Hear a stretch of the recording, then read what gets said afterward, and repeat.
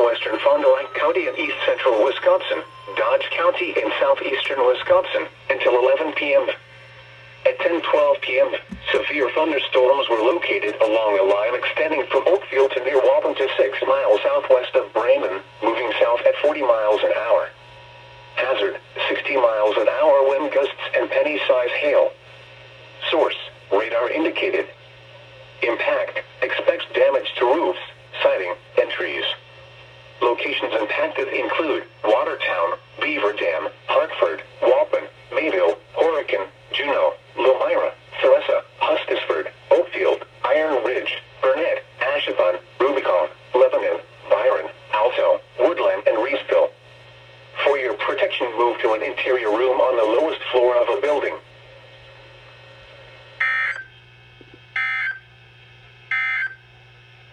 The National Weather Service